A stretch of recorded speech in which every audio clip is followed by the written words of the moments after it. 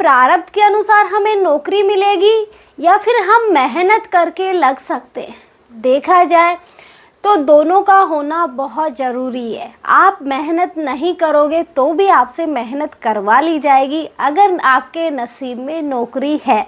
नहीं है तो आप चाहे कितनी ही मेहनत कर लो या ना करो, कुछ नहीं होने वाला। पहली चीज़ ये कि आप पहले चीज़ों को छोड़ना सीखो, क्योंकि आज हम इन चीज़ों को लेके मेरी नौकरी लग जाए, मेरी नौकरी लग जाए, मैं ओनली सरकारी नहीं प्राइवेट की भी बात कर रही हूँ, क्योंकि बहुत से लोगों को प्राइवेट भी नहीं लगती क्योंकि उन्हें बिजनेस में जाना होता है। इसलिए मतलब बहुत से लोग कोशिश करते हैं कि प्राइवेट ही मिल जाए, लेकिन प्राइवेट भी नहीं मिल पाती। तो सबसे पहले हमें प्रेशर कहाँ से आता है? हमारे माता पिता से।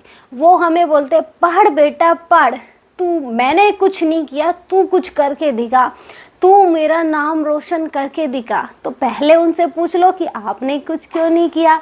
अब आप उस प्रेशर को मेरे ऊपर क्यों क्रिएट कर रहे हो? तो बहुत से लोग बच्चे तो इस चक्कर में परेशान हो जाते, खुद ने कुछ किया नहीं, सारा दोष मेरे मत्थे मर दिया कि खुद का तो होना जाना है नहीं, तू नौकरी लग। भाग्य में होगी तभी तो नौकरी मिलेगी ना। पहली चीज़ों को छोड़ो कि पकड़ो मत कि नौकरी लगेगी नहीं लगी, पेपर दिया नहीं हुआ क्लियर, तो पकड़ो मत चीज़ों को। जितना पकड़ोगे उतनी ज़्यादा परेशानी आएगी, क्योंकि नौकरी भी हमें प्रारब्ध के अनुसार मिलती है। अगर आप ज़्यादा ही परेशान हो तो सबसे पहले आप अपनी कुंडली किसी एक्सपर्ट को दिखा लीजिए कि मेरे भाग्य में या मेरे प्रारब्ध में सरकारी नौकरी का योग है या नहीं है। तो सबसे पहले आप उसे दिखवाइए, और साथ में ये मत भूलना आप अपने माता पिता को भी ले जाइए, क्योंकि सबसे पहले यकीन उनको दिलाना है कि मान लो भाग्य में नौकरी नहीं है सरकारी, तो कैसे लगेगी। आपको बिजनेस में जाना तो आप बिजनेस में ही जाओगे। इसलिए भाग्य में नौकरी का मेहनत ही मेहनत कुछ नहीं करेगी। भाग्य में चीज़ें होना भी ज़रूरी है। भाग्य देखा जाए तो मतलब जो कचरे में पड़ी बेटी होती है वो भी उसका भाग्य अगर प्रबल है तो अनाथ आश्रम में ना जाके किसी ऐसे घर के में जाती है जहाँ उसे सारे ऐशो आराम मिलते। तो भाग्य ने उसे वहाँ पहुँचा दिया, भले ही चाहे कैसे भी पहुँचाया हो, पहुँचा दिया ना, क्योंकि उसका नसीब वहाँ था। हमारा जिसके साथ जो कनेक्शन जुड़ा है हम वहीं तो पहुँचेंगे, किसी अदर जगह कैसे पहुँच जाएंगे। ऐसे ही आपको एक मतलब अभी कुछ टाइम पहले का इंसिडेंट बताती हूँ कि एक मतलब वो होता है ना कि बेटी की जब शादी नहीं होती तो मतलब माँ बाप परेशान होते हैं कि पढ़ाई लिखाई पूरी कंप्लीट कर ली, एक दो जब बार उन्होंने नौकरी के लिए मतलब अप्लाई भी किया, पेपर भी दिया, लेकिन अभी तक कुछ नहीं हुआ था। यूँ कहें कि शादी के लिए भी लड़के ढूंढ रहे थे, कहीं से शादी हो जाए, लेकिन शादी भी नहीं हो पा रही थी।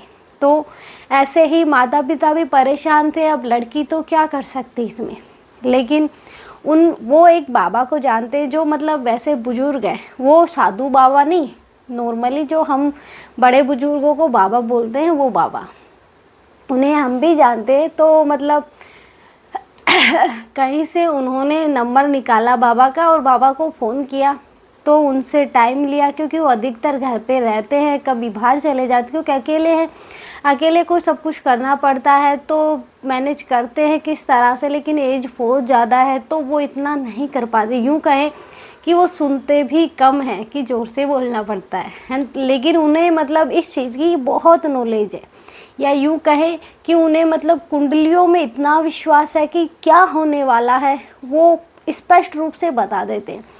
तो उन जो हस्बैंड वाइफ थे अपनी बेटी को लेके उनके पास पहुँचे कि बाबा सरकारी मतलब नौकरी वोकरी की बात नहीं करी, उन्होंने सीधा बोला कि बहुत टाइम से हम परेशान हो गए कि हमारी बेटी की शादी नहीं हो रही, कि शादी के लिए इतने लड़के देख लिए, कोई मतलब हाई नहीं करता। यूँ कहें कि कभी कुछ कमी निकाल देता है, कभी कुछ कमी निकाल देता है, कभी किसी को क्या कमी लग जाती है तो कभी किसी को क्या कमी लग जाती है। तो उन्होंने बोला कि आप कुंडली लाए हो बेटी की? तो उन्होंने बोला हाँ कुंडली लेके आए, और कुंडली भी उन्होंने ही बनाई थी। तो उन्होंने कुंडली देखी, उन्होंने बोला कि इनका पहले सरकारी नौकरी का योग है और वो भी अगले महीने ही है।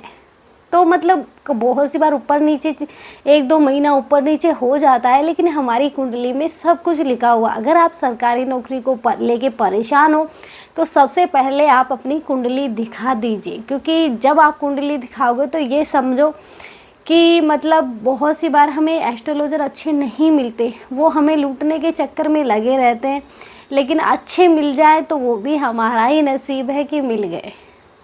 इसलिए सबसे पहले आप अपनी परेशान होने के बजाय आप अपनी चीज़ों को छोड़ना सीखो कि जो हो रहा है ईश्वर की मर्ज़ी है, मैं कुछ नहीं कर रहा। इससे आपको मानसिक और शांति मिलेगी कि हाँ मैं कुछ कर नहीं सकता तो इसमें मैं क्या कर सकता हूँ। आप मतलब देखा जाए तो जैसे रामायण है, रामायण में भगवान राम को पता था कि किस तरह से माता सीता का हरण होगा, किस तरह से मतलब रावण उनको हर के ले जाएगा। तो उन्होंने जो असली माता थी, यानी कि जो माता का असली रूप था, वो अग्निदेव को सौंप दिया और परछाई अपने पास रख ली। तो उन्हें पहले ही पता था ना ये चीज़ें होने वाली है, इसलिए वो चाहते तो रोकते, लेकिन नहीं रोक सकते, क्योंकि होना वही जो राम रची रागा, राम के साथ भी वही हुआ जो उन्होंने रचा था।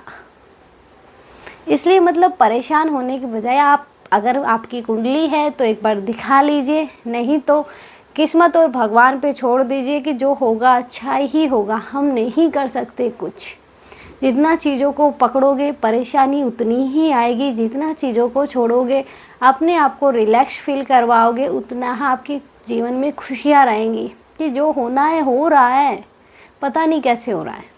ये सोचो कि पता नहीं कैसे हो रहा है, वो चीज़ें आपकी होने लग जाएंगी। लेकिन भाग्य में होना ज़रूरी है, भाग्य के साथ मेहनत भी आपसे यूनिवर्स करवा लेगा कि कर मेहनत कर मेहनत। अगर भाग्य में नहीं है तो आप मेहनत नहीं करोगे तो भी लग जाएगी, और भाग्य में नहीं है तो सॉरी मैं उल्टा बोल गई, अगर भाग्य में है तो आप मेहनत नहीं करोगे तो भी आपकी नौकरी लग जाएगी। अगर भाग्य में नहीं है तो आप चाहे दिन रात मेहनत कर लो नहीं होगी। क्योंकि एक हमारे मतलब चाचा थे, वो मतलब जैसे होता है ना कि अदर कास्ट होती, जैसे गुजर होते हैं, मीणे होते हैं तो मीणा होते हैं, तो ऐसे ही उनका एक दोस्त था गुजरों के, तो वो दोनों एक साथ दौड़ में गए थे कि वो होता है ना कि पेपर पास कर लिया, अब दौड़ बाकी है, तो दौड़ में वो गए थे। उन्होंने दोनों ने एक साथ दौड़ कंप्लीट करी, लेकिन वो होता है ना कि मतलब उन्हें आरक्षण मिला हुआ था, जनरल कास्ट को नहीं मिला हुआ था, तो उन्हें एक नंबर से निकाल दिया, जबकि दोनों ने एक साथ कंप्लीट करी थी, लेकिन भाग्य में नहीं था। अब क्या कर सकते, जो होनी है वो तो हो गई ना, तो हम उसका रोजना लेके थोड़ी बैठेंगे, हम आगे बढ़ेंगे। इसलिए छोड़ो सब कुछ, बढ़ो आगे। आज के लिए इतना ही। जय श्री राम।